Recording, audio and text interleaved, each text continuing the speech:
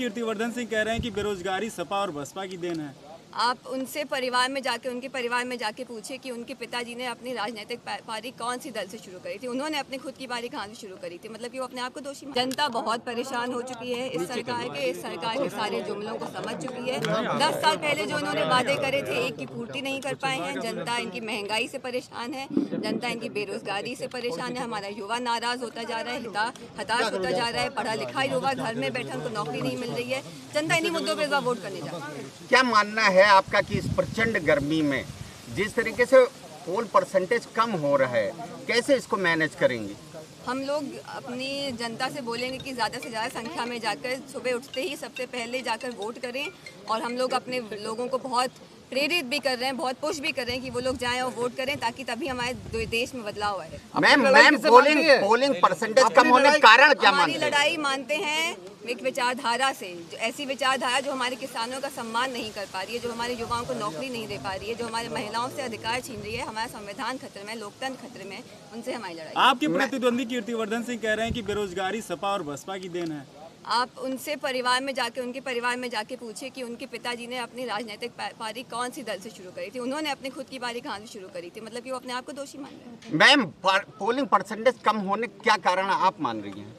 लोगों में मुझे लग रहा है कि इस बार जो जुमले इन्होंने पहले दिखाए थे उतना उत्साह नहीं नज़र आ रहा है वोट डालने को। हम लोग यहाँ देख रहे हैं, लोग बहुत उत्साहित हैं वोट डालने को, इनके झूठ समझ चुके हैं। यहाँ का वोट परसेंटेज देखिएगा बहुत बढ़ेगा, क्योंकि लोग बदलाव के लिए तैयार। गोंडा में आप चुनाव लड़ने आए हैं, कैसे लोगों का सहयोग मिल रहा है? लोगों का बहुत प्यार है, बहुत समर्थन मिल रहा है। लोगों के बीच हमें जाकर वही प्यार मिल रहा है जो हमें हर जगह मिलता है। बाबूजी का प्यार मिल रहा है, सपा का प्यार मिल रहा है, सबका प्यार मिल रहा है। क्या लगता है आपको इंडिया गठबंधन कितनी सीटें इस बार आ रही है? 80 में 80। आज हमने नामांकन करा है और हम बहुत खुश हैं आज नामांकन करके, क्योंकि हम जनता को यहाँ रिप्रेजेंट करने आए हैं, जनता के मुद्दों को रिप्रेजेंट करने आए हैं। और बहुत खुशी हो रही है कि हम जनता की लड़ाई में, उनके संघर्ष में उनके साथ यहाँ पर खड़े हुए हैं। जब आपके बाबा 2014 में यहाँ से चुनाव लड़े थे तो उन्होंने मोदी नाम की चप्पल पहनी थी और ये भी कहा था कि मैं मोदी का बाप हूँ। वो एक कोइंसिडेंस था, चप्पल पहनी थी। क्या मान रहे हैं इस चुनाव में आप अपनी जीत को लेकर कितना आश्वस्त? हम जैसे कि हर जगह देख रहे हैं, जहाँ भी जा रहे हैं, हमें जहाँ भी जाना है बहुत प्रेम और बहुत समर्थन मिल रहा है, बहुत उत्साह मिल रहा है हमें जनता से। और इस बार हम देख रहे हैं कि जनता चुनाव लड़ रही है, क्योंकि जनता बहुत परेशान हो चुकी है। जनता मुद्दों को समझ चुकी है और जनता मुद्दों पर इस बार वोट डालने जा रही है। और जनता इस बार बीजेपी का सफाई करने जा रही है। क्या मुद्दे हैं जिनको लेकर आप चुनाव मैदान में जा रही हैं? सबसे बड़ा मुद्दा तो बेरोजगारी है। आप कोई भी गांव में चले जाएं, कहीं भी चले जाएं, 90% युवा नौजवान आपको बेरोजगार नज़र आएगा, पढ़ा लिखा बेरोजगार नज़र आएगा। उनके पेपर लीक होते जाते हैं, सरकारी पद बहुत खाली हैं पर उनको नौकरी सरकार नहीं दे पा रही है। महंगाई बहुत बढ़ती जा रही है, हर चीज़ की कीमतें बढ़ती जा रही हैं, घर में आमदनी नहीं मिल पा रही है, बच्चों को नौकरी नहीं मिल रही, उससे भी आमदनी नहीं हो पा रही है। यहाँ के स्थानीय मुद्दे बहुत हैं, RTI मनकापुर के मुद्दे बहुत हैं और बजाज चीनी मिल के मुद्दे हैं, जहाँ पर हमारे किसानों को पैसा नहीं मिल पा रहा है। तो स्थानीय मुद्दे भी बहुत हैं, सड़कों का निर्माण करना, विकास काम करने के लिए यहाँ पर आए हैं। जिस तरीके से कोवैक्सीन वैक्सीनेशन जिन लोगों ने लगाया है उसका साइड इफेक्ट सामने आ रहा है, अदालत ने ये कबूल भी कर लिया है कि हाँ इसके साइड इफेक्ट हैं, तो किसको जिम्मेदार मानती हैं ये वैक्सीनेशन जो लोग को लगा है उनके साइड इफेक्ट पर? जब ये वैक्सीन की बात चली थी, हमारे राष्ट्रीय अध्यक्ष जी ने सबसे पहले बोला था कि हमें वैक्सीन नहीं लगाएंगे, ये बीजेपी वाली वैक्सीन है। और आज ये सब साफ हो गया, इनके जुमले एक के बाद एक सारे साबित होते जा रहे हैं कि सारे इनके वादे जुमले थे।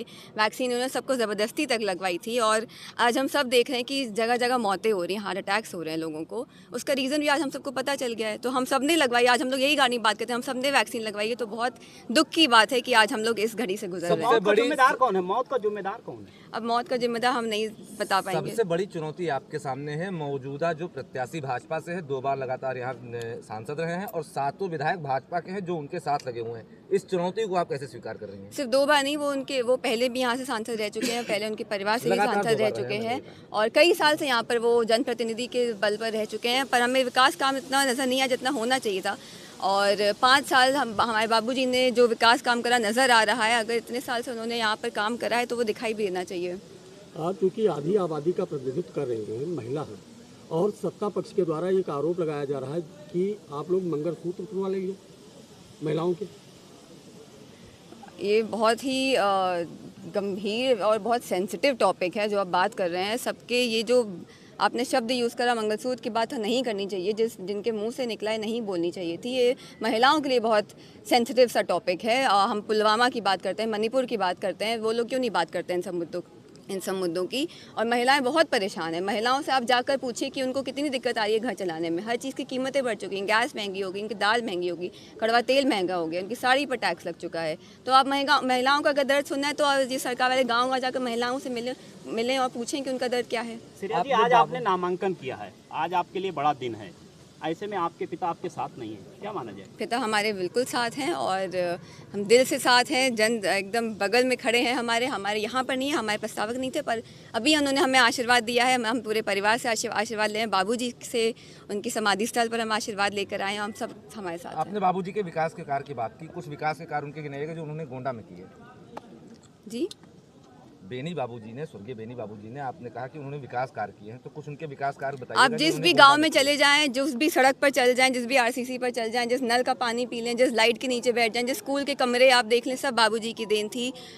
जब वो सरकार बदल गई, उन्होंने कुछ स्कूल में कमरे दिए थे, सरकार बदल गई, एमपी साहब को सिर्फ एक साइन करना था, वो साइन नहीं कर पाए। शिक्षा से उन्होंने दूर रखा है बच्चों के। तो सोलर लाइटें, मतलब क्या क्या नहीं करा। तो ये बस बाबूजी की देन है। बाबूजी का विकास हर जगह नजर आ रहा है।